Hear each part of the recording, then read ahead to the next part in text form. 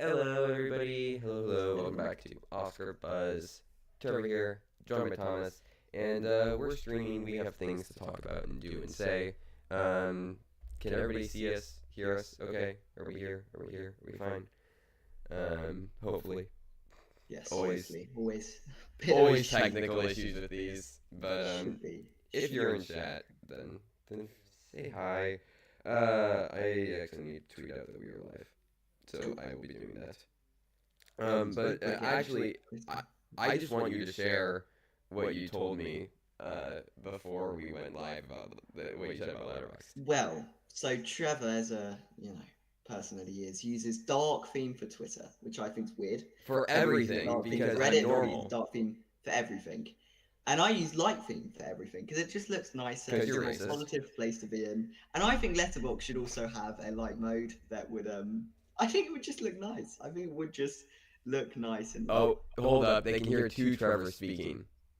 ah, is that an issue? I think this is an issue. Okay, two Trevors.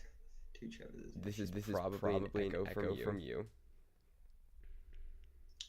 Ah, maybe. This is probably an echo. Yes. I can plug in headphones and see if it will work. We can see if that will work. Hold up. How's this? What have you done something? Chat. Hello. Let me know how this sounds. Have you done some technical mastering? No, I clicked the button. Okay, well, that counts in my book.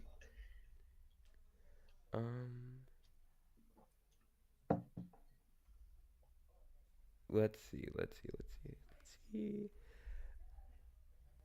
How's this? Are we good?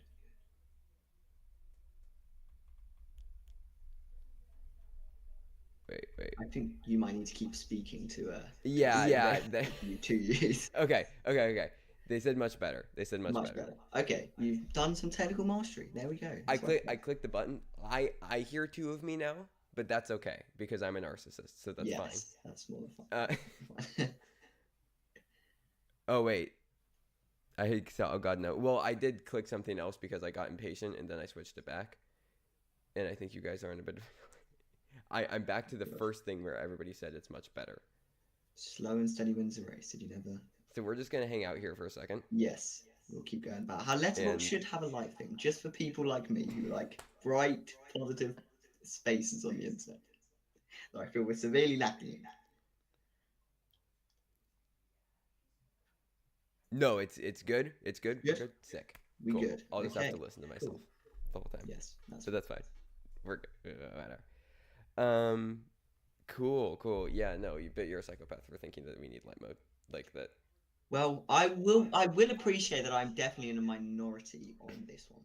I would appreciate that fact, but I bet there's someone out there who agrees with me. And just for us, there should be an option. The most underrepresented, the most oppressed group. People who like light mode. Yeah, exactly. Yeah. I don't feel welcome on Letterboxd, really. We need, light mode rights. Yeah. Let's see, SNL 1975 rep told me. Nice. So they'll probably be coming out later this year. I'm excited for that. Yes, no, it sounds interesting. Hopefully it isn't just sort of dumped on streaming and can have a bit of a presence in the cultural discourse. For sure. Trevor, did you like the new Taylor Swift album? Partially, I was mixed positive on it. Was not in love with the initial project. It was very Midnights, and I didn't love Midnights. I think Midnights is my least favorite or second least favorite of her projects. But really there's still some solid songs on it. I think So in London's good. I think Smallest Man in the World's very good. But I thought that the back half, the anthology, was much stronger as a whole. I like her when she's more stripped back, I think, in production. I'm more of a Desner fan over an Antonoff fan when it comes to production. So, I mean, obviously, Folklore and Evermore are my two favorite projects of her by far. So that's where I lean on that. But Fair enough. still enjoyed it as a whole. What was the name of Not the my song you favorite played first for time. me? Peter. Peter. I I quite played enjoyed Peter that Peter. one. That's the Yeah, only that one's one I've on the listened to. anthology. I think I've not that one's listened to one the that's whole fine. album. I'm not a Swifty, so to speak. So, but Yeah. yeah, that was a decent song. That was a decent song. Yeah. There's a couple like that on the back half that I think are like actually like quite strong. And I just don't think that there's very many of those on the front half. There's a couple more that I want to show you, like Okay. the manuscript, the Black Dog, Claire, Sam, or Sophia, or Marcus, which is just the funniest title for a song. Yeah, we're pretentious, but yeah. Okay. We're Very gonna go there. pretty. We're gonna go there. I'm gonna anger The a lot of cook, people. the thief, his wife, and her lover, whatever that one is. Yeah. Yeah. Dark mode is better. Sorry, I don't want my eyes assaulted every time I want to log a movie on Letterboxd. Thank you. This is the correct opinion. Yeah, but I'm not. I just disagree. It's just a vibes-based thing. I just prefer. You It just just like feels much white more more inviting. than black. No, no. It just feels much more inviting. You don't relate this to race. This has nothing to do with that. Completely different. Yeah, yeah. I'm just more interested in Kendrick torturing Drake to be honest, because I've hated Drake for the last 10 years. Yes. And I do want. This is the only thing I've been able to think about for like the last 3 days. I'm obsessed with this. I'm a very, very big Kendrick Lamar fan. I've been a very big fan for like. I followed it 4 loosely, years, but yeah. I'm not massively into the law. I don't really know why it completely. I mean, you tried to explain it, but it doesn't really make sense why Kendrick is going for Drake so much. I don't like. I mean, but sure, because he's sure. More power. allegedly a pedophile, and Well, yeah, you know, stuff like that. there's He's just he did get sex Top Boy trafficking. back on screens, Drake. So give him that. But other than that, I've never met a Drake fan. Like someone who Yeah, describes themselves as a Drake fan. I've never met one. Never met one. Show me one, and I'll believe this guy has supporters. Yeah, no, I mean, yeah, I'm preparing a Kendrick Lamar masterclass for Thomas to Yeah, introduce I'm him looking forward to it. to the goat, in my opinion. But yeah, no, Team Kendrick, yeah. No, it's just it's like at this point he's already dead. Like you're just, and it's rumored that he's dropping another one tomorrow, Kendrick. Wow. Like he's just because there's a line on his last song where he said, like, how many do I have in stock? 1, 2, 3, 4, 5 plus 5. So that was his 5th track. So he might have 5 more. Might drop an EP, yeah. Yeah, it wouldn't surprise me. Yeah. And also a nice double because he talked about John Stockton, the basketball player earlier. 5 plus 5, 10. Stock 10. Okay. I feel like, yeah, we don't need to be the ones explaining. He's a smart Kendrick guy, smart lyrics. writer. Yeah, I feel like we'll save that to the genius annotators on, Yeah. God, they're working overtime right now. Oh, like I'm sure it's they crazy. are. They They got have the a lyrics up like field 5 day. minutes. Yeah. Having a field day. There's so much. But anyways, yeah, I've been obsessed with the Kendrick Drake drama, and yes, Team Kendrick. Well, should we talk about what we've been watching? Yes. As we All plan on right. starting our streams usually with this, so Yes. yeah. I mean, I don't think... Also, I'll mention what we're gonna be talking about today. So we are Yes. gonna be doing a Luca Guadagnino tier list. A bit later after we go through Letterboxd, and then we'll just talk about some news. We'll talk about Mufasa, Rotten Tomatoes, the Aaron Sorkin January 6th thing. But yeah, fairly low key. And then Cannes starts next week, the 14th. So week and a half ish. But yeah, we'll get the Cannes when Cannes happens. We won't be doing every day again because No. we don't have time. We'll be following the reactions very closely, of course. Yeah. It's always a fun festival. Probably my favorite festival. I don't It's think the that's best a controversial festival, opinion, by but far. yeah, we won't be doing daily videos because we just simply do not have the time or resources to allocate towards such. No, but yeah. So we'll still do some Can Talk, and then I think we'll also be doing doing review for Evil Does Not Exist, the new Hamaguchi movie, probably sometime over the next week. So, cool. Let's start with you on Yeah. Letterboxd, So I've and not been there's watching much. I mean, I watched through the yeah. Guadagnino films, which we'll talk about We'll talk separately about the when we do the Guadagnino later. Guadagnino tier list.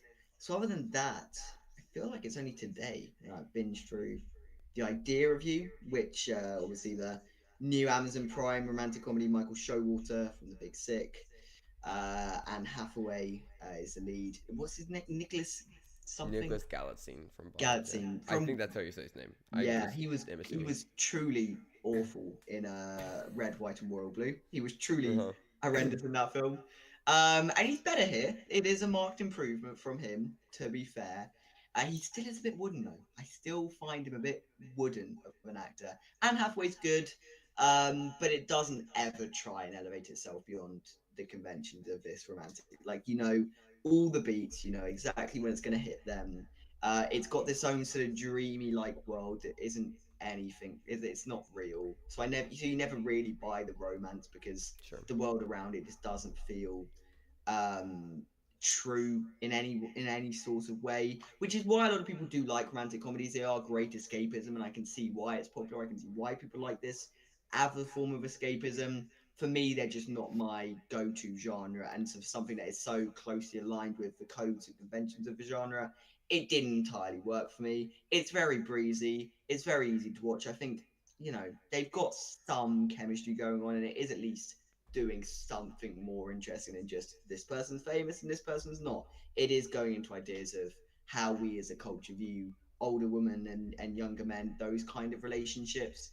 So there is something there, but it's buried in just a lot of cliche, a lot of cheese. And if that's your sort of thing, more power to you, and I'm sure you will love this.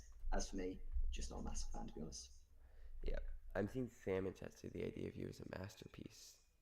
Sam, would you like to Okay, defend this comment? um, feel free, over it. but I have no intent of ever really watching this. Probably. I don't blame you. I don't blame you. I don't exactly know why I chose to check it out. I think I was just bored and thought this is popular and new. Why not give it a whirl? That's fair. That's fair. Because yeah, I don't know why. Yeah, no, understandable, understandable. And then also watched Love's Lies Bleeding, which I'll let you start on if you want to, because I know you're a Yeah, fan. I really love this movie. I threw it a solid 4.5. It's one of my top movies of the year. Um, yeah, no, oh, it says that I haven't rated. Oh, am I not signed in? Oh, there you go. No, it's There just we go. there. Um, uh, I placed higher than Doom Part 2 on my 2024 list. I mean, I probably would too, but that's just because I don't like Doom Part 2. Um, I don't even think you would. I think that is hyperbolic. really Fair enough to be hyperbolic, but I don't think you would. I don't think you go that far. interesting. Yeah. Fascinating. Um. Anyways, no. Yeah. I love Lies Bleeding. It's been like a month, 2 months since I've seen it. For But some of us, it only just came out in cinemas. Not, not complaining. Not complaining. but yeah, no. I thought that this was like brilliant. I just love the atmosphere that was developed around uh just the entire film and how it really I think placed you within these characters' minds in a really uncomfortable way. Um, I thought that both of the leads, Stewart and Katie O'Brien, I thought that they were fantastic. Um, I think it handles its like reveals narratively in a really fun way, uh, where it doesn't like it is a very like twisty movie. I feel that is like trying to evoke a response, but it isn't doing so in a way that is like obnoxious to me. Like, oh, you don't see that coming. Oh. Like I think it's handled in a really nice way because it's all very rooted in its themes, and there's so many things like queerness, family, body image, like identity, desire, lust, all these types of things. But I think it finds a really nice like cross section in the Venn diagram of all of those ideas to land something that I do think hits really really nicely. Um, and I don't think it's like perfect. I don't think it like narratively hits all the way through. You know, especially in the third act, like it goes a little bit off the rails, but the vibes are just too strong for me personally to like not just kind of fall in love with it. Yeah, no, I thought Rose Glass was excellent at creating this atmosphere. I thought it worked really well as this genre film. And I think that my main problem was it didn't really feel like it was ever being elevated beyond that, and it felt like it was trying to be attach all of these different ideas onto it. But I fundamentally, I don't think they really go anywhere, and it was at its core just trying to be the genre flick, which is fine, and which is it's very admirable in its creation of this tone, creation of this atmosphere. It is thrilling as a thriller. It's the crime is interesting in terms of the narrative. It's got funny elements as well. It's really Mm-hmm. great at establishing setting. The performances are really good. I just feel where it tries to go a bit beyond that, it's sort of just it doesn't come together. It doesn't really arrive at anything, and that was my most major problem with it. But equally, still loved it. I'd still give it sort of an 8 out of 10. Yeah, Uh, just as this very fun, very thrilling ride of a film. and it's a film that feels very like American to me in Yeah, a which very may have been something as well that was just not quite clicking with me. mm-hmm. But Like yeah, it has this, and I read this on Letterboxd. Like it has this like grime that you could only feel within like a film that's analyzing America, and just kind of this weird off feeling of a town that feels like it's kind of like forgotten, but there's still somehow this like wild like you know mix of cultures and subcultures that exist within it. Like I you know it's typically I feel like with small towns you assume that they will just have this like one identity, like this is just what the town is. And I feel like specifically like in middle America, um, you have these small towns that are just kind of everything and nothing at the same time. And I loved how it just kind of existed within that nebulous space. In these two people, one who's been there forever and one who's just passing through, and how they kind of interact with that environment and how that affects their own identity, etc. yeah, I heard it was originally meant to be set in Scotland, which I think is fascinating, and I That's can't really see weird. at Yeah. all in the DNA of this film. I really don't understand how that was ever a thing because it does feel, as you say, so grounded in the setting, so grounded in American culture, which I did really appreciate. But is maybe why all of the theming stuff Yeah. just didn't quite click with me because it is so deliberately targeting a certain audience, a certain subsection of people. Yeah, because yeah, it does feel so deeply rooted in Yeah, like it feels American idea. Yeah, the Scottish is as far from. Yeah, no, yeah. I don't see that at all. I don't see that at all. So But yeah, interesting though, because I think Rose Glass is British, yes, I think she's British. I think she's British. so that makes sense. But yeah, yeah. Have you seen Saint Maud?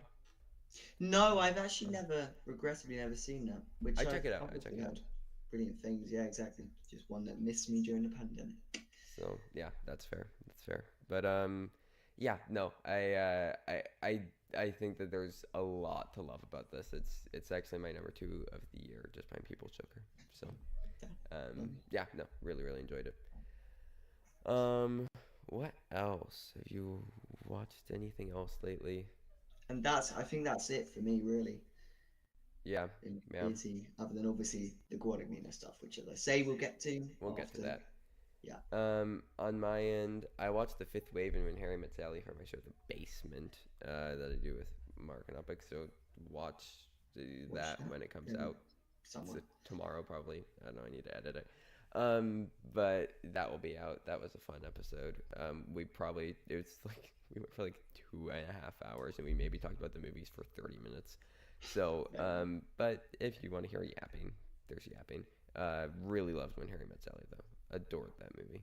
Yeah. Oh, Kind of amazing. Yeah. I watched it just as I was heading to New York I think in a oh, car nice. journey on my way to New York. So yeah, perfect environment to watch film. Absolutely, absolutely. Yeah, no.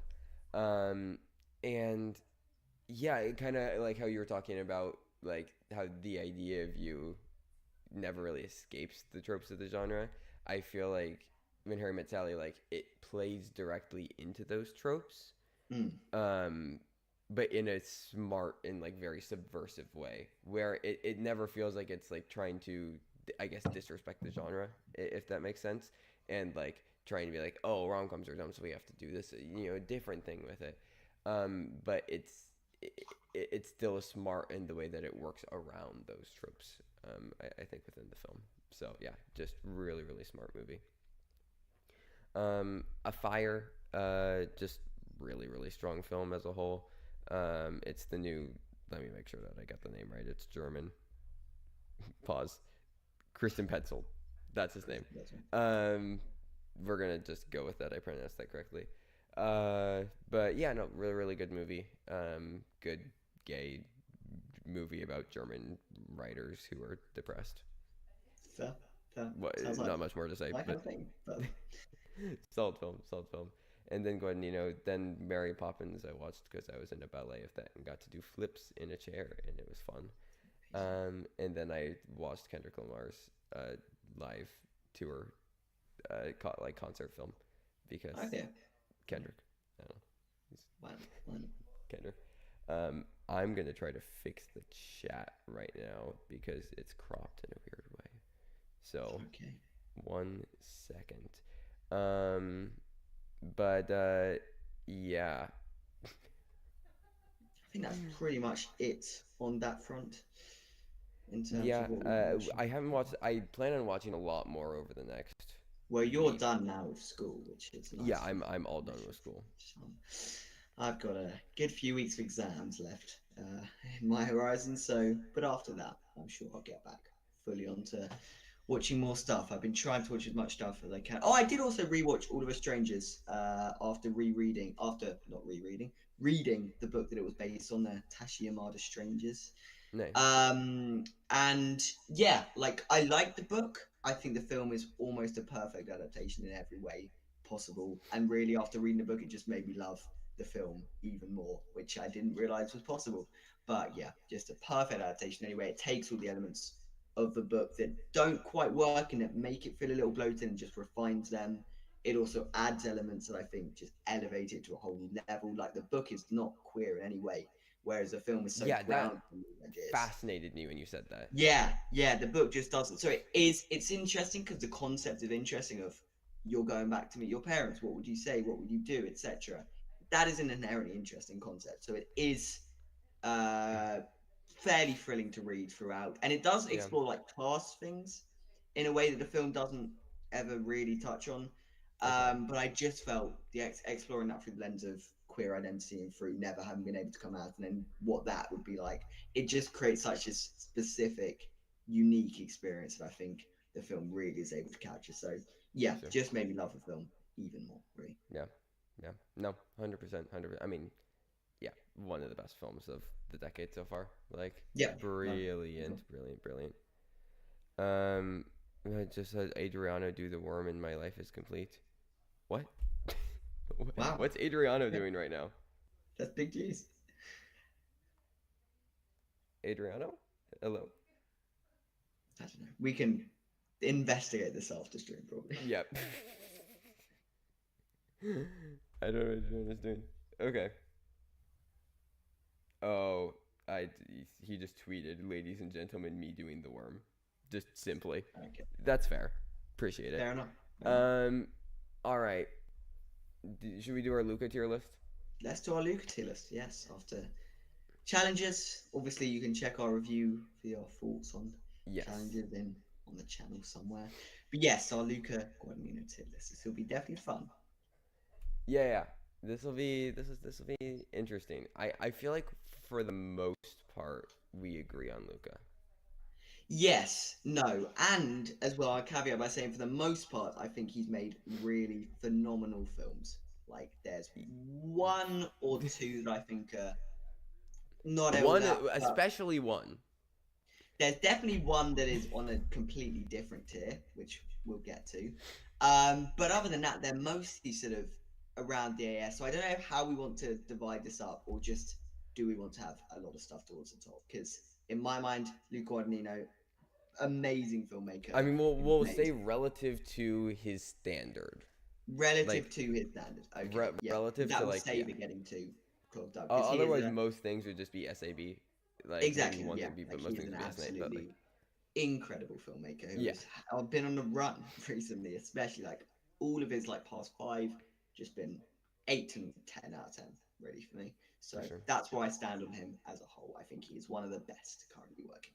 Yeah, I don't think I'm quite as in love with him, but I mean, made some of the best films of the last like couple of years. So I mean, yeah, like obviously a very very strong filmmaker. Cool. Well, just want to jump right in. Here we go. Sure. What are we Uh, starting? I Am Love. I think that this is on the weaker end for his projects. I think that Tilda's very good. Also very fun that she just like learned Italian for this. Yes, Um, I was going to say that. Like, yeah, was she only speaking Italian? Or was there another language thrown in there as well? I There may think have there been. might have been another language. There may have been a bit of Russian or something like that. I don't know. Yeah, Yes, that was very surprising and impressive. yeah, yeah. But yeah, no, I mean it's very very melodramatic. And I think a lot of Lucas films are melodramatic, but they kind of expand on the melodrama, and this just feels a bit more set in the melodrama, which makes sense as it's one of his earlier films. So not quite as much there to really explore. I feel, or at least not much that was explored as there potentially Yeah. could have been. No, it's definitely one of his ones that I'm slightly colder to. I still love just his naturalism that he brings to everything that he does, and this sort of weird blend of melodrama and naturalism that he's able to capture in a way that I've not really seen many other filmmakers quite capture to the same extent. And it's definitely here with the film. So if you're a fan of his work, I would highly encourage you to Yeah, check this out.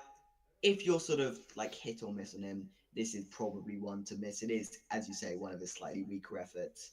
At least for me, it's quite bloated actually, which is something I really wouldn't say about any of his other films. yeah. They tend to be quite streamlined. They tend to be quite snappy. This one is It. less so much it, We and were it also did just talking leave me. beforehand. It's probably his only film that I wouldn't describe as visceral. Like I feel Yes, like yeah, every other like Luca there's film, mostly yeah. for better, one for worse, you can definitely describe as a visceral piece of work. And I don't necessarily think that I Am Love quite reaches that visceral level. It's just it's a bit bloated. It's a bit flat. It's a good movie. It's a very well made. It's very competent. It's good Yeah, at if you like Guadagnino's style. His stylistic traits are still there. It yes. just, as you say, yeah, lacks a sort of punch as other films get. So, like, I'd still give it a 7 out of 10. But when we're comparing this to a man who really, for me, makes 9 and above films on the most part, I'd throw the C. yeah, I think that's a good place for him. I think that's a good place Yeah, for him. yeah.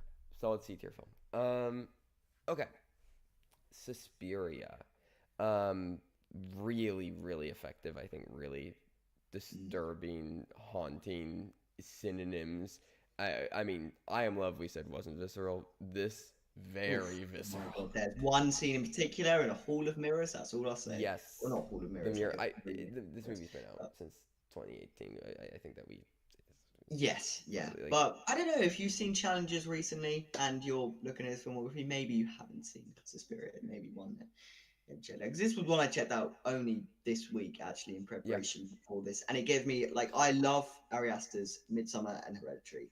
I yeah. think they are perfect, really, in what they're doing. And this gave me a similar feeling to that, where you're just, like, you're constantly on edge. And then just when you get to the end, you're just mind blown by how wacky and sort of weird it's gone. I don't think it's quite as refined as those things, but I think it's damn near close in establishing atmosphere, Sure. in establishing tension. And I'm really torn for me between S and A. I do think it is one of his strongest. I It's I not would quite his s- strongest, I would but say A for it because yeah, maybe. it's it's just it's as you say it's so atmospheric, um and it never really is interested in like being entirely cohesive with its narrative, but I think that's No, fine. you never quite understand what's going on. But in the same way, I don't think you ever do for the Ari Aster film, where you're never quite Yeah, like the film you is never always get ahead one of the step film. ahead of you. Yes. And I think it's one that would merit a lot of rewatches. And I feel like if you do rewatch it again and again, it is a type of film that would slowly and surely click into place in terms of Mhm. narrative and everything it's doing. And you could pick up different stuff every time. So the fact that I'm already registering the fact that this goes way deeper than I got on the first rewatch, and like there's a lot of elements there that are just on the premises, like there's a Cold War stuff, there's the Yeah. fascism stuff, there's so many elements at play that all come together in a first watch Right. because it's so thrilling, it's so atmospheric. But then you just know there is a whole world of this film to just jump into, and so very Absolutely. impressive on nearly every front. Yeah. Yeah. Challengers is S tier. Got to go by. Okay. Well, I We'll get down. disagree, but we'll get there. But I'd say strong A tier, potentially Yeah, elevated, we can but we'll see if see. you want to shift that one. Okay, Melissa B. Yes, Um, this is the one we were talking about. This is, I mean, dreadful. it's awful. Yeah, It is like it's a TV movie that's you feel creepy watching, and like some you're not not meant to in a feel good way though. Like, creepy. No, exactly. It's not in a good way. It's just in a quite exploitative way at times. It lacks any of Guadagnino's like trademarks in terms of style and substance and the stuff. He's like some of the themes are fairly similar to other stuff, but just not handled with nearly as much tenderness and care that you'd usually expect. It's awful on pretty much every front. This one. I mean, like there is something interesting here that could be explored if you want to explore like teenage sexuality and how that develops and from a young woman's perspective and how like the patriarchy like forces you to explore your sexuality in different ways um, than maybe you would like, right? Like there's something interesting there, but the way he frames it, one, is like a bad made for TV movie. Mm. Just visually, like it feels like I don't know, like TLC smut or something, like, but it makes you very uncomfortable, like, but not with the character. Like with a film like this, you should be feeling discomfort along with the protagonist, not discomfort like you're watching the protagonist go for it and you feel like you shouldn't. Yeah, and I mean all of his films have quite an unconventional structure. Mm-hmm. And in terms of when we get to the turning points and stuff like that, they don't follow really, they don't feel like, okay, then this beat, then we get to this beat, cool. This one is that, where it's like, okay, then the friend is turning on her, whatever, Yeah. cool, great. Like, I don't, yeah, you're never really invested in the characters. As you say, there is something interesting now, I think, with the generational stuff. You've got the grandmother in this Mm-hmm. relationship. That's like the only element where I'm like, I this is mean, there doing is something an new. interesting film here, but it's just Exactly, and I think you do get that film in Girls Will Be Girls, which premiered at Sundance this year. It's a yeah. fairly similar film, exploring a lot of the Mm-hmm. similar ideas in just a much more tender way, where you feel like Right. you're the right person for that film. I don't think Guadagnino was the right person for this film. At least Fundamentally, Guadagnino at this point in early his life, yeah, Guadagnino, maybe like early Guadagnino, but Guadagnino as yes, his first feature film was not the right person to tackle this film.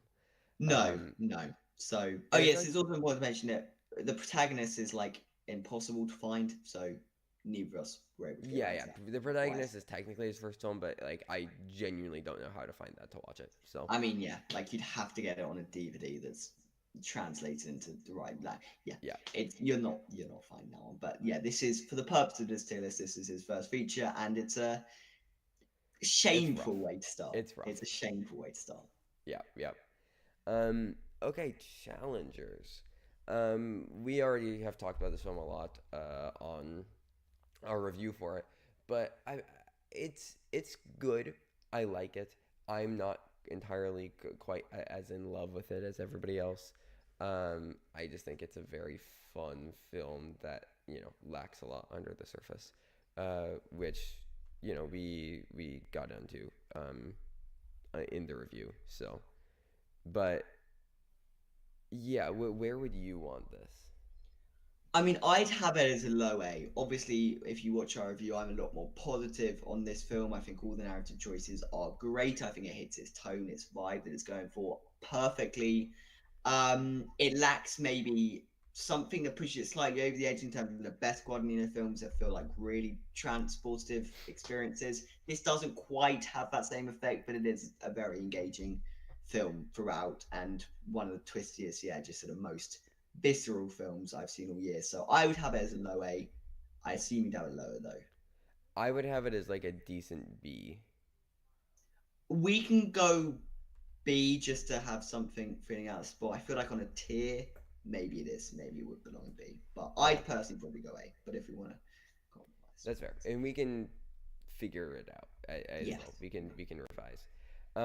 Bones and all, his second to most recent film. I love this for a lot of the same reasons why I love Life's Bleeding. Actually, I feel like it does things very similarly with exploring American subculture through metaphor, which I think is like just brilliant when done effectively. I mean, both Chalamet and Taylor Russell, I think, are giving. Taylor Russell, I think, is her best. I think it might be my favorite Chalamet, to be honest. If Like, you actually read my article ranking the top 10 Chalamet performances, this is what I said to them. I do. I yeah, genuinely think this is his best performance. It gives him the most room to breathe and experiment, but it's refined in his role. He feels so natural in his role. Where a lot of Chalamet, especially now when he's hmm, such a superstar, you don't quite buy him as Paul Atreides. Obviously, you do because he's brilliant in the role. But you don't quite buy him as Willy Wonka. You do buy him as this deranged cannibal-esque figure, yeah, but he's romantic as well. He's a great romantic lead in this film. right. But He it's strikes really, that balance it's so horrible, and it does perfectly. show the balance perfectly. So my favorite of his, and it is one of my, it's probably my second favorite Guadagnino. I'd put it straight in S, to be honest. I would also throw this straight in Yeah, S. Like, it's just I think it's his most visceral, to be honest. Like it left the most lasting impact with me after walking out of the theater, where it exists in this weird space between fiction and reality. mm, And I just felt like I wanted to stay in that world forever to learn more, while also never really wanting to, you know, be there at the same time because of just how uncomfortably visceral it was. Um, yeah. I And I mean, I as simple as this is in terms of it really is kind of just a film about two people connecting on a road trip across America. Like that's right, really all there is to it. but it's doing But it's so so much ambiguous in terms of under what it surface. actually means. Like it could be about Hmm. addiction, it could be about queerness, it could just be about disillusionment with the state of America generally. Like it Yeah. could be about any of these things, and it's about you as a viewer really imparting your meaning onto it. Also, Mark Rylance is fucking Oh my God, phenomenal in this Rylance. film. Like I always forget about when I'm thinking of Bonesnell, I never quite remember Mark Rylance is in this film, Yeah, just but he's doing so good. whatever. He's perfect, perfect balance between. If he was on screen like a minute more, a minute longer, I think he would have maybe been going over the top. But as it is, he's playing a razor thin game, but it works. It Hmm. works really Yeah. Also, I think maybe my favorite of Guadagnino's films visually. I really loved how restrained he was here. I think in a lot of his other films, like even Call Me by Your Name, to be honest, like I think he can go a bit over, like in like Maybe this I mean one. I Like do yeah I like when he goes slightly over, and as that's long fair. as it's fitting with the tone. If this was one that went slightly over, I think it would be wrong for this film. Yes, and I guess he found like this type of tone is the one that it just naturally resonates more with me. Like I like the Yeah, more minimalist strip back, and I love that he fully committed to that tone rather than you indulging in some of his more maximalist tendencies. yeah, no, So 100%. yeah, Esther, cool. No, definitely Esther, definitely Esther. Have either of us seen Near Dark? I have not from Bigelow. No. All right, Call Me by Your Name. I have it sitting behind me. I mean, what Yeah, hasn't already been version said? of it. Like, I've got just DVD as well. yeah, devastating romance that also maybe wasn't ever a romance. It's just it's one of those types of films. I mean, it's the iconic shot of him crying, staring at the camera at the end of the film. I mean, it is just a very meticulous, like,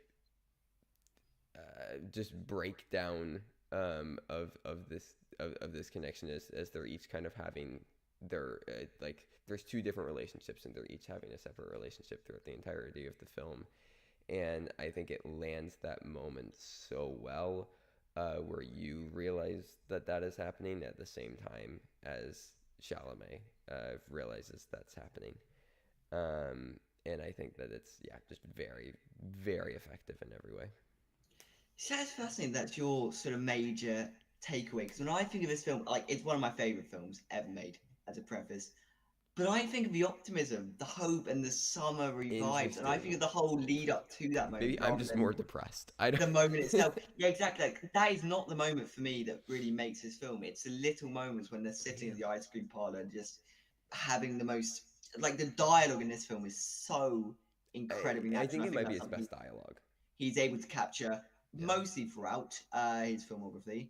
But I think this is the one that really encapsulates a lot of what Guadagnino is doing. And I think his slightly over the top style here is conveying that childish sort of optimism. And yeah, for me, it is obviously heartbreaking. I'm not going to deny the end is heartbreaking, but then his conversation with his dad right after is um, beautiful. And I think there is such a world that is being fleshed out behind the scenes, and a lot of it is what is not shown rather than what is shown. And I think it's so fascinating. It's also got the archaeology stuff as well about finding your past.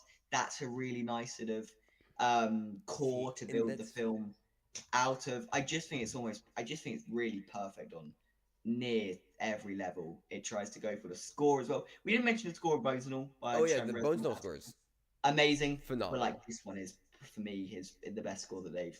This one, who did the score for this one?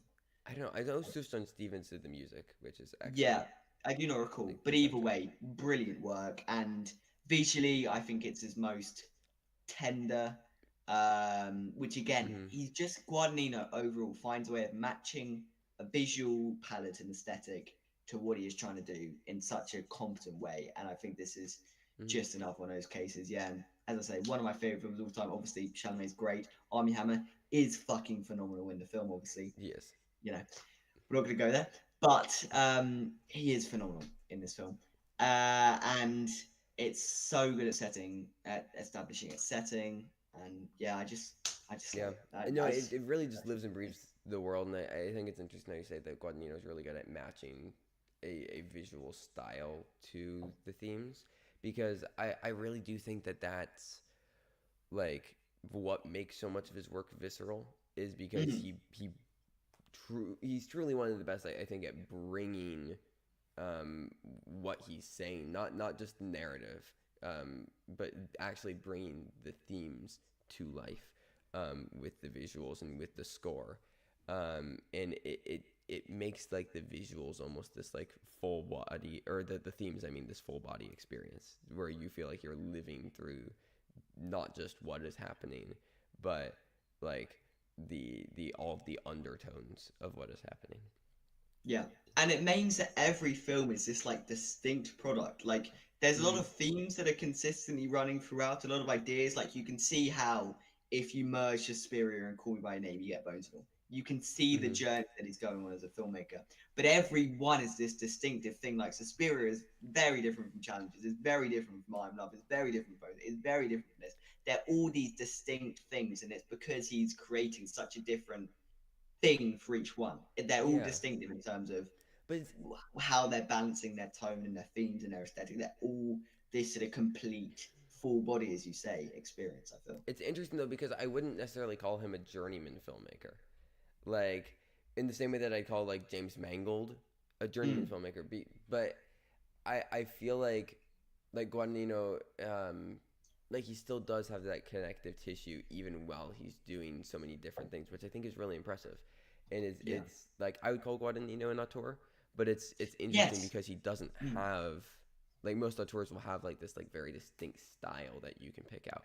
And I don't think that exists for Guadagnino, which I think is And quite it's rare. because he is constantly experimenting and evolving. I think that's what's great Yeah. about Challenges as well. In particular, it was this experimentation of a film that we didn't expect. We expected it to be okay. This is Guadagnino going into the mainstream, making a TikTok for any film. No, it was really wild visually and Hmm. narratively. It was deliberately, yeah, it was against the grain of what you would expect for a film like this. And it's because he is always challenging what you expect from him that I think really makes him one of A the most challenging. underrated filmmakers. Hey, Yeah. hey.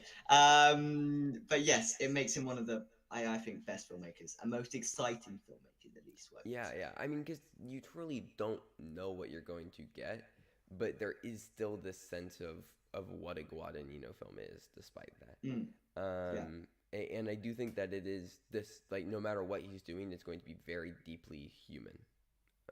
definitely, Like no definitely. He matter really he how. grounds everything in character, and Yeah, even like Suspiria, which is yeah, maybe his least grounded in character, I'd say it still is fundamentally a character's journey through this world and through this because it is more world building instead of yeah. plot driven that one kind of than any of the other ones, but it is still grounded in the sense of character Right. that I Well, feel even like Bones and Guadagnino all, is really right? able to Like capture. where that does a lot of world building, but Mm. all the world building is done directly through like the lens of the characters, and we Well, don't I really mean, know this as anything well on the about the topic world. of Call Me by Your Name. Yeah, It's another one that is doing a lot that is establishing a whole history of the dad and his relate whatever, and like yeah, you understand Elio as a character from the very beginning, and you understand he's a fully fleshed out person, and it's just incredible the way he's able to capture these very human things, and a lot of that is through the dialogue and the way these characters interact with one another. I think that is definitely one of the major elements that make his films work, but it's also in the way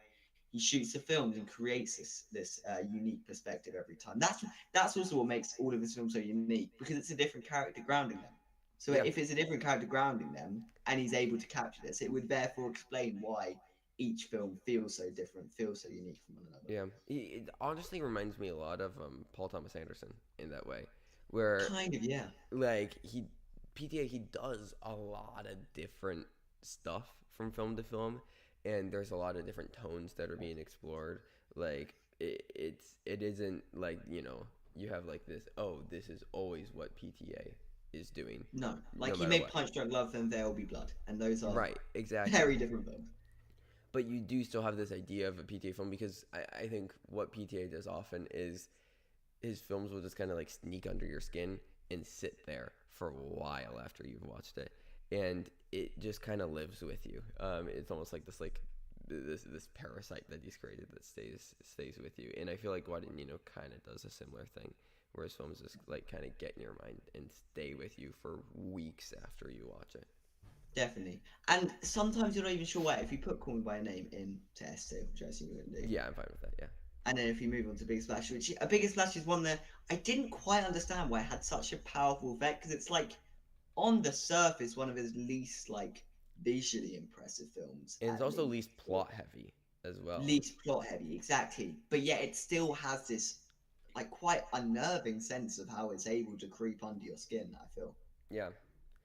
Well, and something that we'd been talking about over the last week as we've been going through these is like how he utilizes zooms in camera Mm. movements because it's a pretty recurring thing. Like he Which by the way loves the camera uses movement.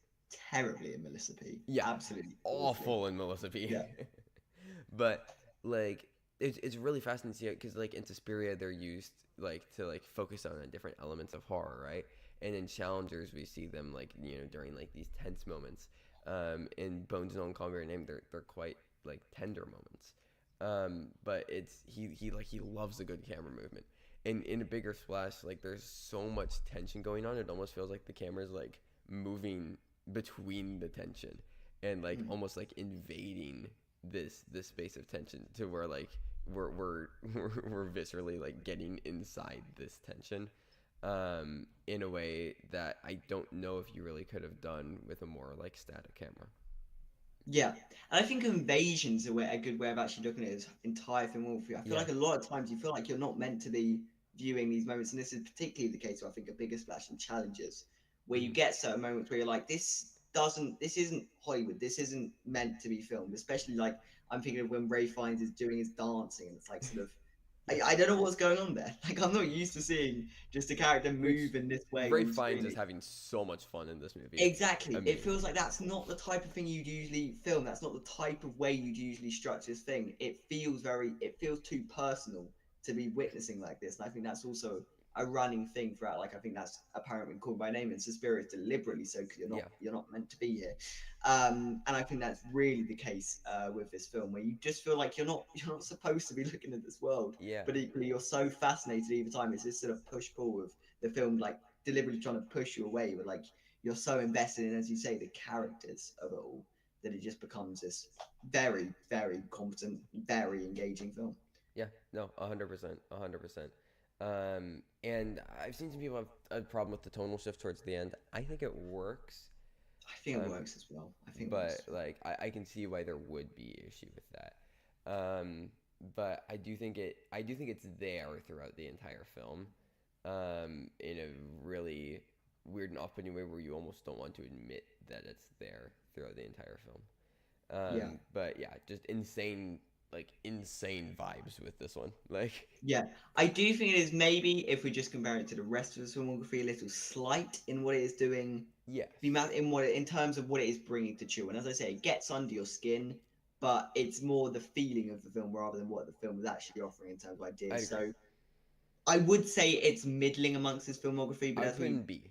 stated, yeah, exactly. I'd put it on the same level as challenges, and if we're doing them in B, fine. And I I would think that they're personally actually vote quite. for I them. think that this is, and I put this on Letterboxd. Like, this feels like the spiritual prelude kind of to Challengers.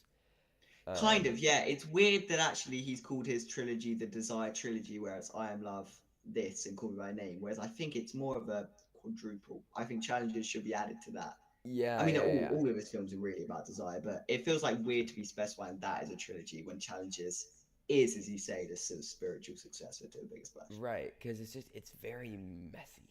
Like Mm, it's a very, and not as far as like tone or theme or anything, yeah, but it's just like it's all every single character is incredibly messy, and it's just like throwing all of these messy people into one space for like a week and just seeing what happens. Like it almost just yeah. feels like a thought experiment of a film. Which maybe that's the other thing keeping it back from being just like one of his best. It does feel potentially slightly less refined, and I think Sure. he's only gotten better really as a filmmaker. Obviously, I think Call Me by Name is his peak. I think that is his best work. I think Bones and all is, but I feel like he is only gonna get better and better really. So Yeah, I'm well, with it. I think it's just because he's always willing to explore new Yeah, things. To be yeah, honest, like Todd Haynes is another type of filmmaker that I would put in this category, where it just feels like they're always going for something new and different that will it always feels like them in a way that's really kind of undefinable, in a sense. yeah. So No, for sure. But very glad we undertook this thing. I think yeah, we yeah, no, amazing filmmaker, and I think I'm happy with how this tier list. We're fairly similar on most of how we feel yeah, about I life. don't think there were any massive disagreements. Like No, I think I our would top three are the same. I think our bottom two are the same. I think I'd put challenges over a bigger splash. I think that's probably the only switch, maybe. I yeah mean, let's my see both above Call Me by Name. my overall ranking of his filmography would go Bones and All, Call Me by Your Name, Suspiria, A Bigger Splash, Challengers, I Am Love, Melissa P. Okay, so yeah, the only switches would be I'd have Call Me by Name over Bones and All, and challenges over a bigger splash. But other than that, Fair. we're on very similar wavelengths with this. So, All right, cool. fun. Well, that was our tier list of Luca Guadagnino films. Just wanted to work through his filmography. Just why not? Also, I must say, Matthias Schoenaerts, uh, he feels like European Ryan Gosling. Okay, yeah, yeah, I can see Just that. like that vibe of a guy. Yeah, no, I can see that. I understand where you're coming from. I understand Like where you're I coming don't from. know. Yeah, I could not stop thinking about that when watching Bigger Splash. I was yeah, yeah, like he's just that guy. Anyways, for sure. let's But we'll be probably doing other director tier lists at yeah, I some think point this is fun. It's fun later to on. work. Exactly. Drake just dropped. Sorry, what? Oh god, not fucking Drake. Sorry, I'm wait. I looking. need Oh to look. yeah, I'll be interested in this on stream, obviously. Yeah, we I don't think we can listen on stream because we'll probably get banned. Yeah, it would definitely get It'll bad. 100% get banned. But did Drake actually just drop? No, Certain Trader Drake dropped. Oh God. Oh god. I guarantee Kendrick drops within the next hour. Then I Maybe, guarantee, maybe. because that's what you did Yeah. last time. I'll be honest. I'll admit something here, which is pretty embarrassing. So obviously Drake used AI 2 pack in one of his this is Kendrick Lamar. I thought, wow, I didn't know Tupac's first name was Al. When they were like outraged that they were using this guy's voice. I was just reading it wrong the whole time. So they were like outraged that he was using Tupac's voice. I was like, okay, right, you're outraged they're using Tupac's voice. I was like, I didn't know his name was Al. Then I was like, oh no, they're not just using his. Oh, they're not using his voice. It's AI. Okay, but I You're thought the I'd just admit that. Al Tupac? I didn't know. Well, they were just using. All I read on Twitter was like, because I and uppercase I and lowercase L are the same. So I just thought the outrage was that he was like besmirching Tupac's name or whatever. Like, how dare you use Al Tupac's voice? But then no, it's AI Tupac. It's AI Tupac. So Oh my god. yeah, that was fairly embarrassing to to realize. I don't know. His Jesus name could have Christ. been Al. His name could have been Al Tupac. It Al actually Capone. couldn't have been famously. I don't know. I don't know. Okay. But anyway, Well, that was a random. this is yeah, side. I 100% though. Oh, he called it the Heart Part 6. Okay. That's rough. Kendrick has a series, the Heart series. Most recent was Part 5 on Mr. Morale. I see. I see.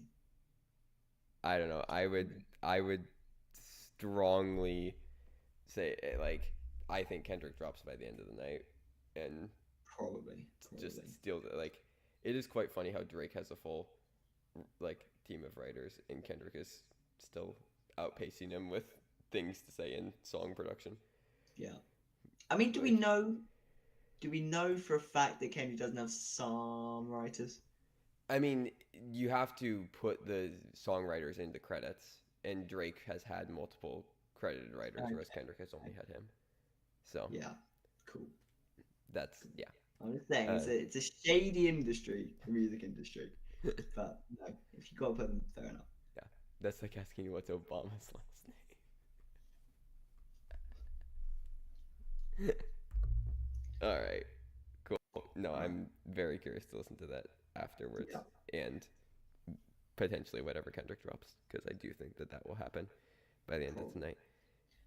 Yes. What other news segments are we talking about? Yes, sorry, I won't get too distracted by this. Let's get this stream back on track. Yeah, I was gonna say. Um, so since we're already kind of talking about it, let's talk about challengers at the Oscars. Yeah. And now, I'll be honest, goose eggs You think so? is my.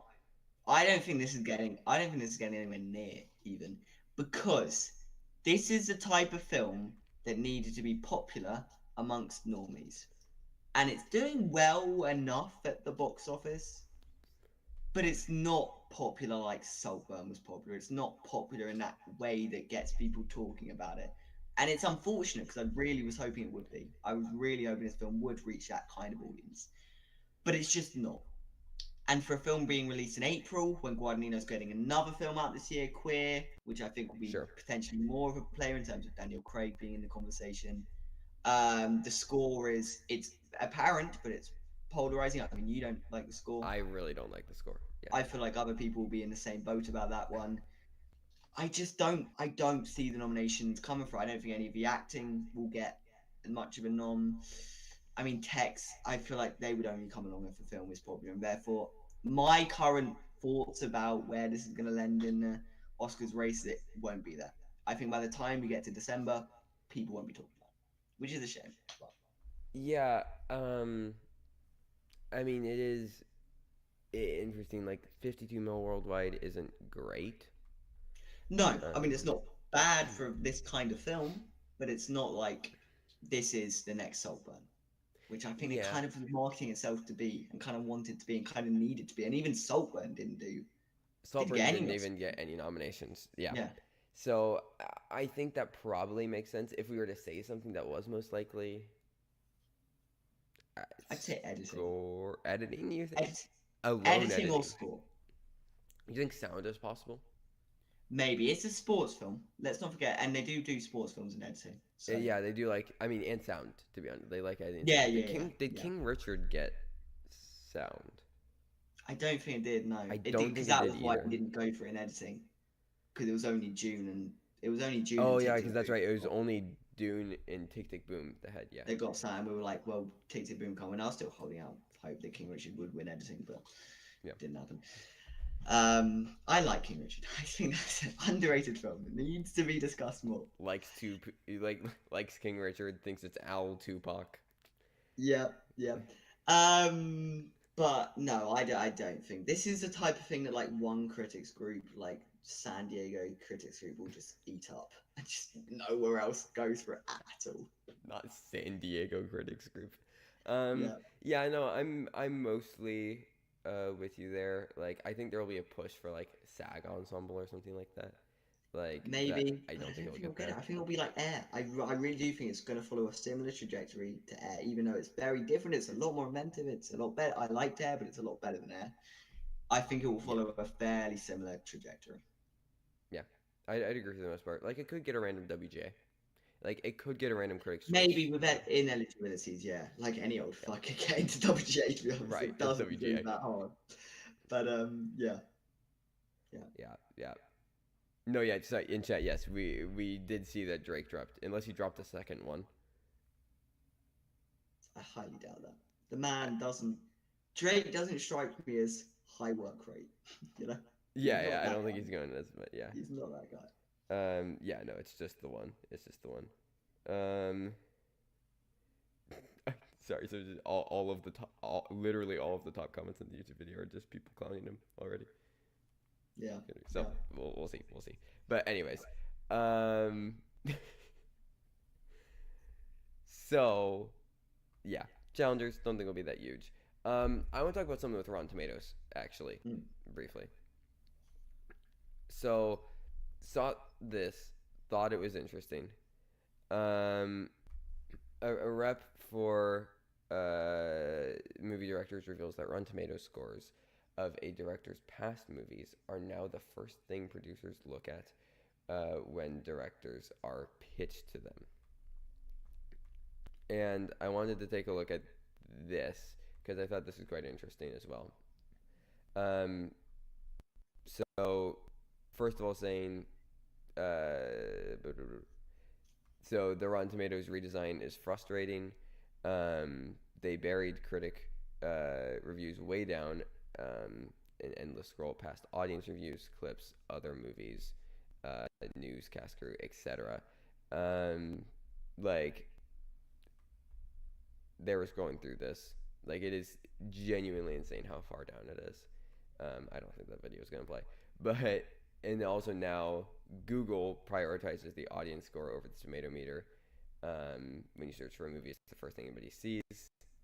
The 92% there, and Google as well. You can see there.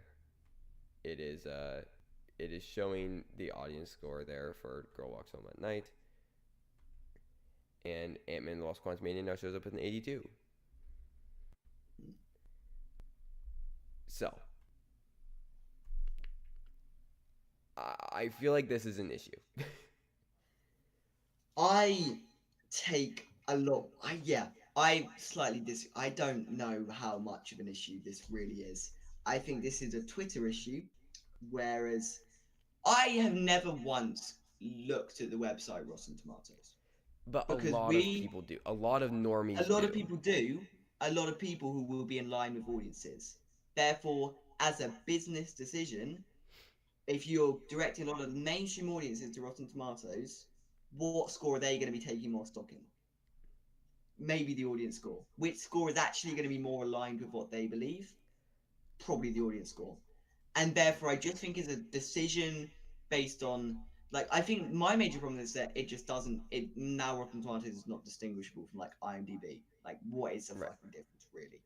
And therefore, they're basically the same app. That's my major problem with this. I think people that are actually wanting critical engagement with film, they're not looking at Rotten Tomatoes, and therefore, critics, it's not their major outlet. It's just a But place it is to though. It congregate is the thoughts. primary platform for film critics. Like, it is And the I think biggest that thing. is, but I think this is an inevitable change because I don't think people like us who actively try to engage with film critics, like as we've said time and time again, Letterboxd and Metacritic are where we go to get film Sure. consensus.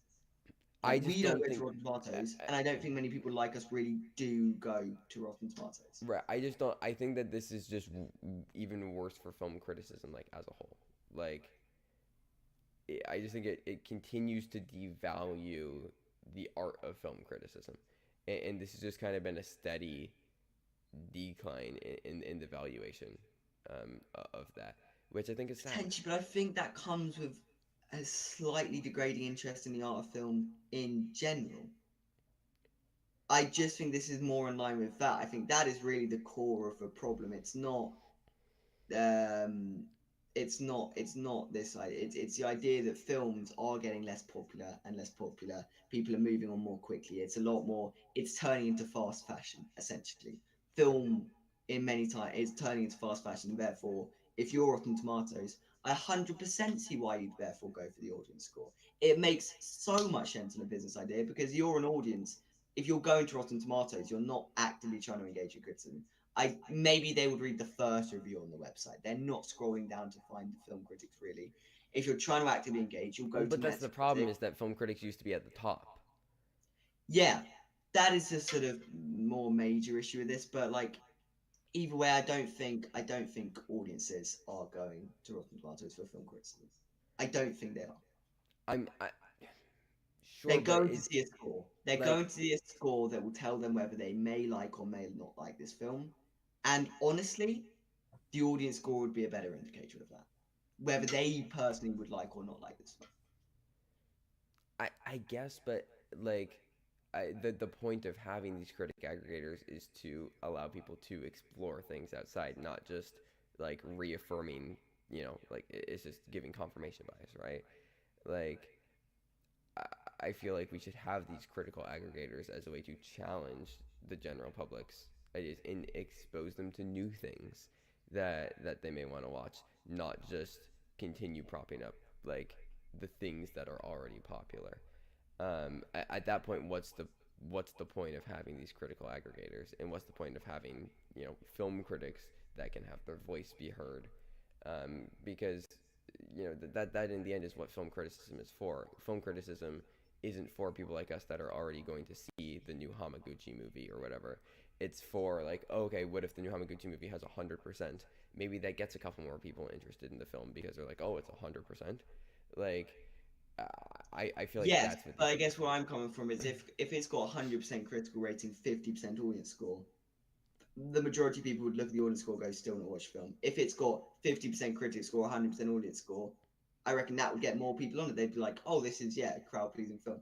I think people take more stock into the audience score anyway, or at least the audience score in conjunction with the critic score. I think people look at the two together. I don't think anyone is looking at the critic score really, and like I just don't think it's a massive deal this, and I think it is just a sign of the inevitable um, really sort of slowing down the industry in general. I think the film industry is in a really worrying place. I think film criticism is in a really worrying place. I don't think this is a signal of things getting worse, though. I think this is just a sign of where we're at currently.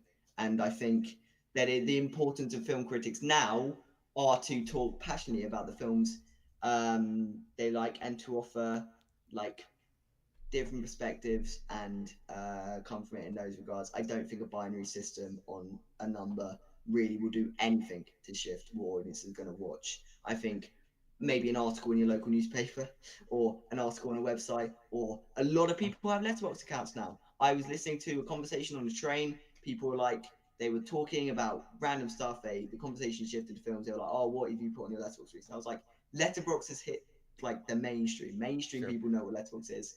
People have letterbox accounts. I think it's places like that we need to direct people to, and Rotten Tomatoes can become this sort of thing that is like IMDb. I don't know anyone in this space that will ever look at IMDb really in terms of maybe if you're predicting best picture, because you're predicting best picture, it's like Right. to do with audience rating and stuff like that. That would be the only reason I think anyone would actually take that website seriously. And I think Rotten Tomatoes is becoming that, but I think it always has been that to an extent, really. Whereas we view, as you say, Metacritic, Letterboxd, we view those as sort of reputable outlets that are going to be to do with our taste. And I think people that think Rotten Tomatoes lines with their taste are not going to be perturbed by this change, really. Yeah, potentially. I just I guess I do think that it does continue to contribute to the worrying I guess state Yeah. of film criticism. Like it doesn't make anything better. And I feel No, like whereas I guess yeah, this is just and thing. I Whereas feel like I'm something saying like it doesn't Rotten make Tomatoes anything better, should be but one of the few spaces that does make this better. Like yeah. I'm less optimistic in terms of the actual effect. I think Rotten Tomatoes has always been a slightly. I think just in the fact that you're rating films in this binary system, it's never. It's I've never trusted it, and people that are interested in films, I don't think trust it. I really don't. And so it's good at getting this critical consensus, but fundamentally, I don't think it's going to shift many people's mindsets towards films, and therefore, while I don't think it's making anything better by doing this, I don't think it's going to make things that much worse. that's fair. That's fair. That's fair.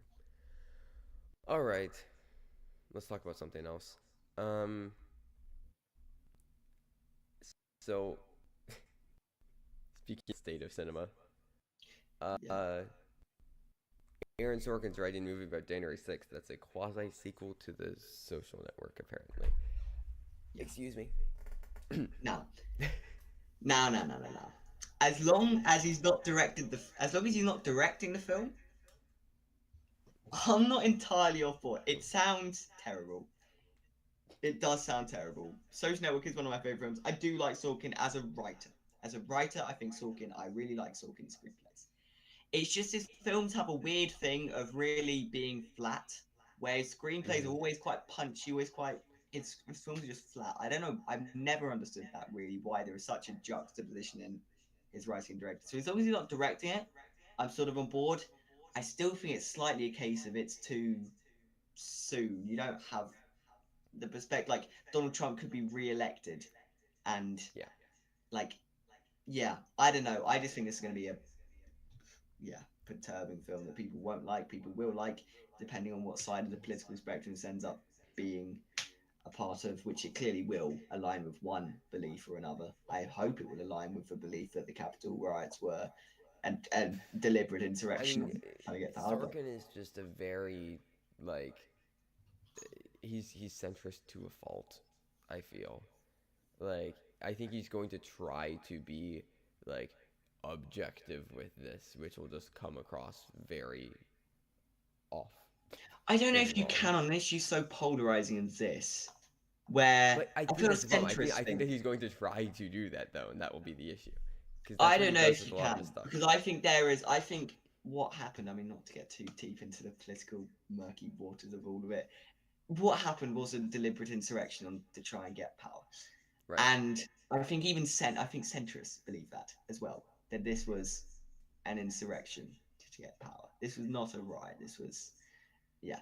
So I think I choose to be optimistic in terms of believing that it will fall correctly and it will be handled decently if it's written by him. If it's directed, as I say, it's a different story. I'm not interested in him directing this one. I do not want to see that.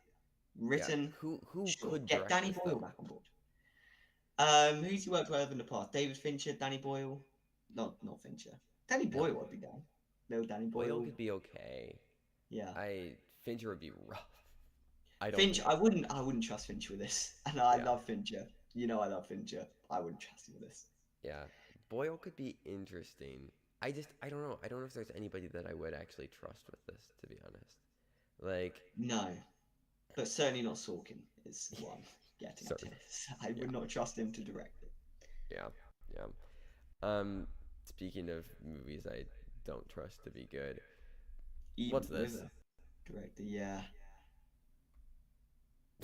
Like, Yeah. what, what, what is this? No. I watched a trailer before stream and a part of me midway through the trailer was like, oh maybe it's gonna explore complex power dynamics and the role of like religion and like kings and like empire and like no.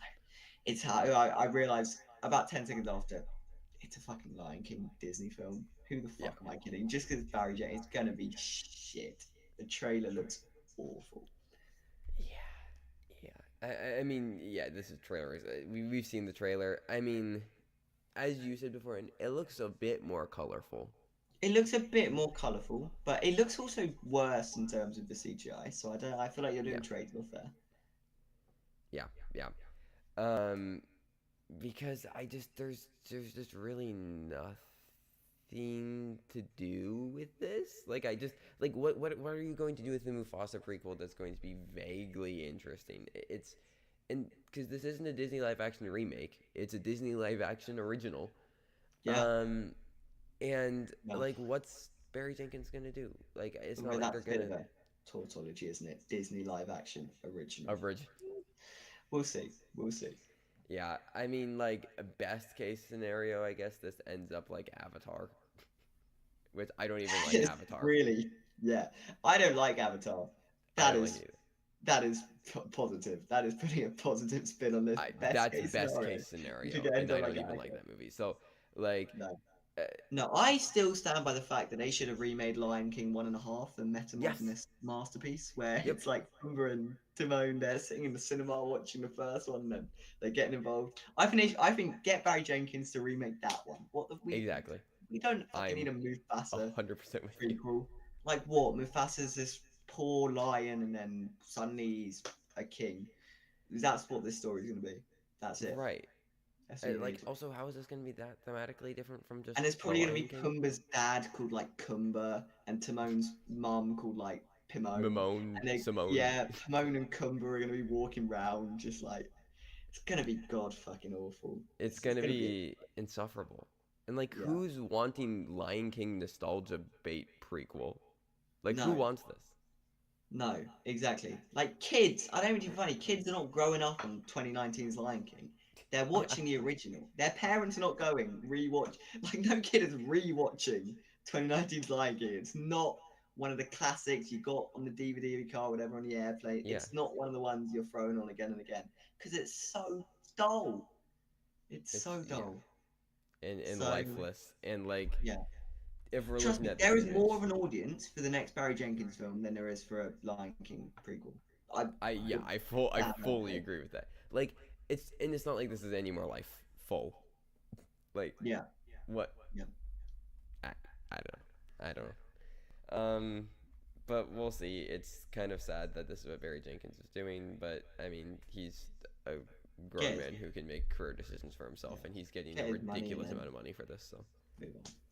congrats on your new house, I guess. Yeah, yeah, And yeah, hope to see him do something interesting after this. yeah. And I'm sure he will. He I'm sure he seems will. like a He's man very talented. dedicated to the craft of film. So Yeah, yeah, for sure, for sure. And we can forgive him because he gave us like he produced After Sun. In yeah, exactly. Yeah, yeah, yeah. Yeah. fair enough. He did. Um, but yeah, I think that's pretty much it for today. Hey Trevor, I know this is not an Oscar prediction video, but what do you think but what do you think is the second sequel that will get nominated after Doom Part 2? Um, I mean, I guess the very easy answer is Joker. I think it is Joker. I think Joker's more likely than Gladiator or Mad Max. Yeah, I would agree with that. Gladiator apparently test screened and people liked it a lot, but I don't trust that. Like Yeah. I don't know. I I mean, don't trust it not to be like a massive box office flop like The Last Duel was. And The Last Duel, so unfortunate it was. One of the best films of that year. House Last of was Gucci quite I good. loved as well. I love Ridley Scott, man. Ridley Scott's one of my favourite drinks. But anyway, I You didn't didn't like trust it. Napoleon though. You were not a, I was not majorly. I was majorly into Napoleon for like the first hour, and then it just went on for another and then it like hour, kept on and going then it past went the on first for hour. Yeah, another hour, and so yes, but I was into it for an hour. I'll give him that. I'll give him that. He had my attention, but then yeah, he lost it. yeah. Test screening said Color Purple was gonna be a hit. Like, and we all Yeah, saw that went. That was yeah, a bit of yeah. a disaster. So I don't So trust it. I don't trust it to be a major success, but hopefully, I mean, I've enjoyed the first I Gladiator mean, to an extent. I Not best don't picture worthy, I but don't like Gladiator really, but I mean Paul it's not Mescal I'll best always be picture. excited for. But I don't mind it. And so I'm not really. I'm only excited about it because of the cast and because of Ridley Scott, less so the actual property it's based on itself. Yeah, yeah. What is this year's Naiad, guys? Jack, I think you get to decide what this year's Naiad is. Yeah, What random ass movie are you gonna go really over the bored with. Like, you get to decide that and let us know. Yeah, yeah. Let us know what All, this year's night is. Also, I did look at Twitter, and apparently the Drake track is just like, actually I planned all of this. Like, Right. actually, all of the Kendrick, yeah, I planned for all of this to happen. Okay. I Well, haven't listened to it, but that's that's just what Twitter's saying. interesting. Planning your own paedophile reveal. That's Yeah, that's definitely something to it's a bold plan. I mean, strategy. you don't want to leave that to be spontaneous. So let me tell you, that's going to go very wrong. So I haven't listened to it, at least, but that's what Twitter's saying though. okay, That's what cool. Twitter's saying though. So, Yeah, um, yeah. Been thinking about that big possibility. It's just Drake in denial. Cool, cool, cool. And Kendrick will probably drop something, and yeah, yeah, it's over. It's over. But yeah. anyways, it's not even a diss track. It's just him in denial. All right. Well, I want to go listen to that. So I think we're gonna wrap up stream here. Um, but yeah, thank you everybody for coming in and watching. As I said, we'll probably have a review for Evil Does Not Exist over the next couple of days. We probably won't review The Fall Guy because I just don't care enough to see it. Yeah, and Kingdom of the Planet of the Apes as well is probably going to be a skipped. I mean, we're Yeah, we're quite probably busy gonna be both. skipping that one. So, I just exactly. I'm A good I'm trying to be example. better at only watching things that I like think there's even a chance that I'm going to like. Yeah. Obviously I like to give things um, you know, uh, as many things as I can a chance. But I, am I really gonna adore Yeah. Kingdom of the Planet? Mm. And hey, I really only have time to see one thing in a cinema a week currently for the next few weeks, and so I thought Love's Life Bleeding was a more better use of Yes, my time than it's good. before. It's a really good movie. It's a really good movie. Yeah. Kendrick's Strike, Not Like Us is an execution. I mean, I thought Meet the Grimes is an execution, and Not Like Us is the funeral. But um, what's your favorite teen comedy movie? Does Lady Bird count? Edge of 17. Let's go Edge of That's 17. a Let's solid do one. that. That's a solid one. Love I that don't know. film. Can I have Yeah. Lady Bird? Yeah, it's a teen comedy. Yeah, that is a teen comedy. It's yeah, it's close. Um, I don't know what else would fall in that. I was just looking at like my highest rated comedies recently and trying to figure out if like I did actually like comedy. And I do, I think. Yes, you do. Uh, Good, good. I mean I love stand up. Like I'm a massive fan of stand up, but like I mean yeah, it's a lot of dramedy and dark comedy, which makes Yeah. sense, I guess. Yeah. Um, but yeah, yeah, cool. Seeing I saw the TV glow in the next few days. I already texted you my response to that, and it can be abbreviated to KYS. So, I should be seeing this movie as soon as possible, but Yeah. No, you whatever. should. I, As a up there as in terms of stands for we'll go World's to Fair. what's there. I've been a champion of World's Fair since the beginning. I'd say Like, top 25 worldwide probably. Maybe that's even doing you a yeah, disservice. I So I would I would back myself for top 10 worldwide World's Fair maybe. stands. Exactly. Like, Maybe. You gotta be up there in terms of yeah, yeah, yeah. So you should on that basis have early access screening. A I personal I screening should. of Jane I herself. should. Last question. Favorite game movie? Portrait of Lady on Fire for me. Ooh, call me by name probably. I mean we talked Oh, about it earlier really? in the show, Mm, but it's probably gotta be that one. Probably gotta fair. be that. Fair enough. Oh, Dead Poet Society actually. That one counts. I'm counting it. Not explicitly, but it is. Okay. Oh, come on, it is. I haven't Definitely. seen it. Yeah. Oh, you haven't seen it? Oh, yeah, you haven't seen it. Yeah. Fair enough. Everyone knows Fair. it is. Everyone knows I'll it is. watch it eventually. All right. Well, thank you everybody for watching. That is all. I'm gonna go listen to Drake be in denial.